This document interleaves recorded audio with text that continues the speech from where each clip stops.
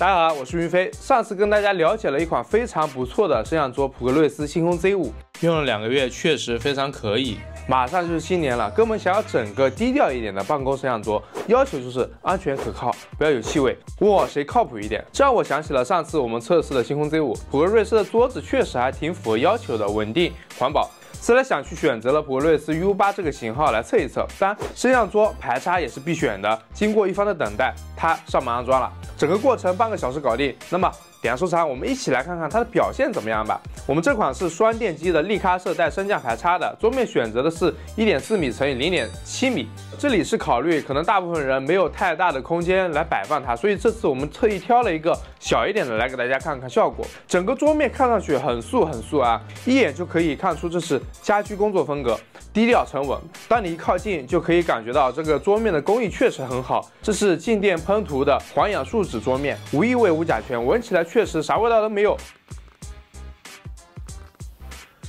闻不到任何的异味。 触摸下去你会发现，这个桌面并不是光滑的，它是有纹理的。我给大家近距离的拍摄一下，还是非常细致的。桌面厚度是25毫米，三面前左右都做了边角的导圆，如果不小心磕碰也不会造成尖锐的伤害。这点对于家里有小孩、老人的用户还是非常利好的。它也是做了内侧内凹的设计。我发现最近大家的设计都还蛮趋同的，所有的东西都马上就可以跟进，造福消费者。这样的设计好处就是在工作的时候，大部分人都会喜欢贴前一点。 而这种设计不仅给我们一个专属的位置，在桌面上还比直直的桌面多出一大块的区域，用过的就知道这很香。然后我们来到桌面的底部，底部的线材都是直接收纳在中间这一块区域，这块板我们可以理解为理线槽，但功能等同于理线。为什么这样说呢？因为它做了一个很巧妙的设计，可以移动，这又有很多的操作空间了。我们正常的工作环境，大部分应该就是一个电脑加一个显示器。那么在普格瑞斯 U8 这款摄像桌前，我们可以把显示器的电源以及线材都收纳进去 这个盒子，然后利用一点点的收纳技巧，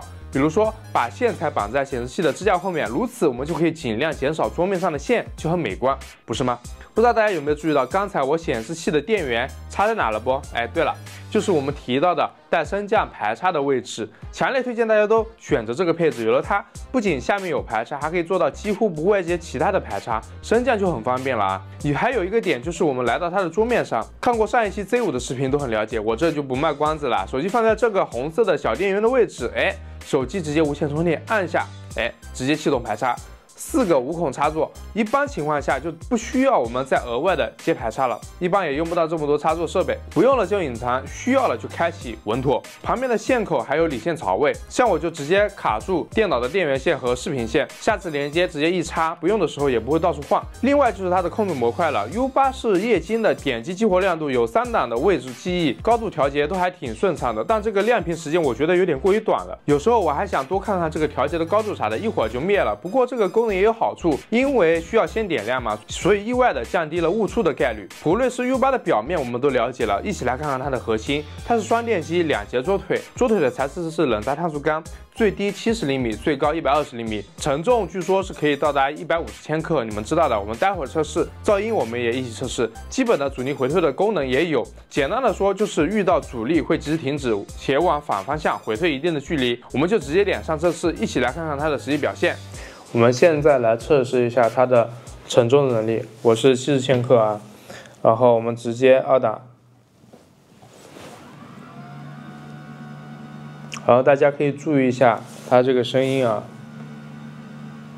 然后我们现在调到1档，这上面还可以啊，然后我们调到1档，这是下降的一个档位啊，我感觉上升和下降它这个噪音没有区别啊。 然后我们再史诗级加强一下，我们2个人一起来啊。我们2个人加起来的话，差不多就是150，就接近极限了啊。我们来试一下。好，这个时候大家注意听，它这个声音是有一些变化了的啊。它这个电机的声音是有变化了，稳定性也还可以。 然后我们再调到1档，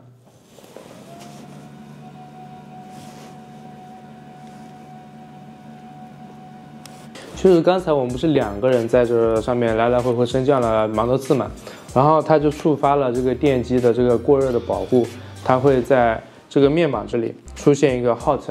然后大家如果在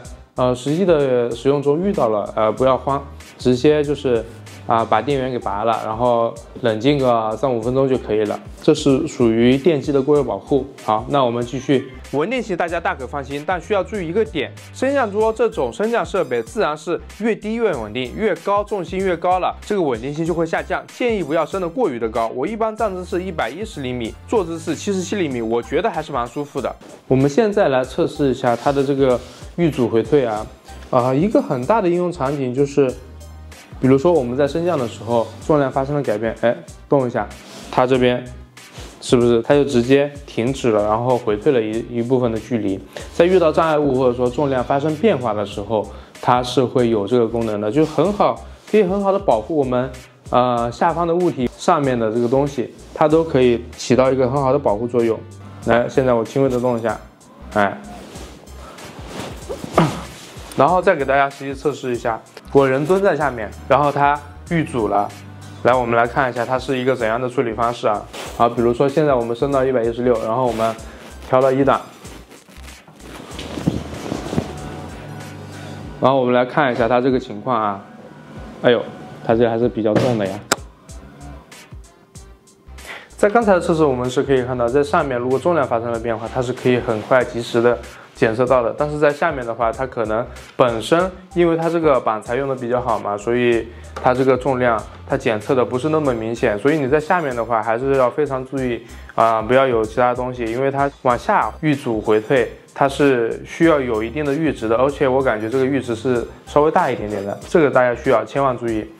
比如说小孩什么的，千万要小心。测下来，我觉得还是蛮灵敏的，可以应对很多意外情况的发生。但如果你家里有调皮的小孩，那么建议你平时不调整的时候，还是切换到童锁模式，防止误触。长按 M 键加这个加号，5到10秒就可以激活；反之就是长按 M 键加减号键，5到10秒就可以取消，还是蛮到位的。我们工作室总的体验下来，觉得普格瑞斯 U8在这个价位确实给到了我们蛮不错的东西，环保健康的材料，优秀的按压排插，稳定高效的升降系统，扎实的堆料，就还挺不错的。唯一需要吐槽的点，应该还是在控制器上面，控制器的感觉还是实体会方便一点，电子的暂时说真的会有点用不习惯。不过我得到消息，这款目前还有升级计划，后续下单的用户都会增加一个主机的托架，加量不加价，还是挺不错的。目前简洁的样子给我的感觉是挺低调家居的，放在家里是真的很不错。我在评论区置顶给大家准备了直达的产品链接，现在下单还有最高800元的补贴优惠，新春淘年货，如果你恰好需要，非常值得入手。希望我的视频可以帮助大家了解目前的升降桌市场，对你有帮助的话，请记得多多支持。我是云飞，最后的最后记得点赞收藏，那我们下期视频